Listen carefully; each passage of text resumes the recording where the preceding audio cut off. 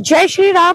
मेरा नाम है शबनम शेख और मैं मुंबई से अयोध्या पैदल यात्रा करते करते रुको जरा सबर करो। আসসালামু আলাইকুম ওয়া রাহমাতুল্লাহি ওয়া বারাকাতুহু।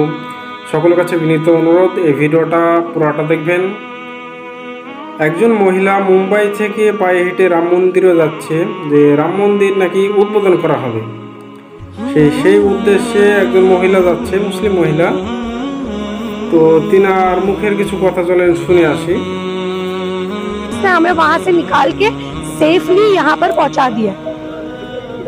क्या उद्देश्य से आप अयोध्या पद यात्रा कर रही हैं? साथ में लोग भी आपके मुस्लिम महिलाएं आप कैसे ये सब?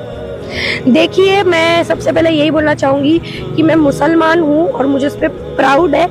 और देखो, मेरा उद्देश्य यही है कि लड़के कर सकते हैं पद यात्रा, तो लड़की क्यों नहीं। सबसे पहले जब पता चला लोगों को कि अरे मैं पैदल यात्रा के लिए निकली, तो सबसे पहले सबका रिएक्शन ये था कि अरे तू तो लड़की है, इतना दूर तू जाएगी वो भी चल के।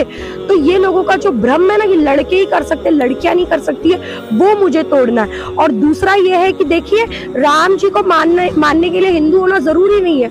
मैं मुसलमान हूँ, मैं भी मान सकती हूँ।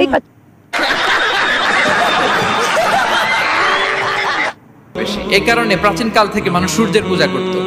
আল্লাহ নবী ইব্রাহিম আলাইহিস সালাম উনিও প্রথমে ভেবেছিলেন তারাই কি আমার রব, চাঁদই কি আমার রব, সূর্যই কি আমার রব। ভাবতে ভাবতে তিনি মহাসত্যের সন্ধান পেয়েছেন।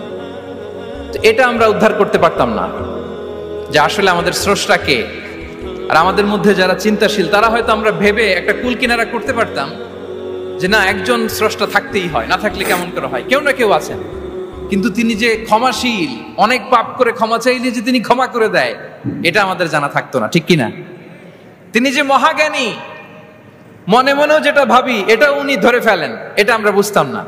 99টা সুন্দর সুন্দর নাম দিয়ে আল্লাহ তাআলা তার পরিচয় দিয়েছেন, এত ডিটেইল, এত নিখুঁত, এত জোরালো ভাবে।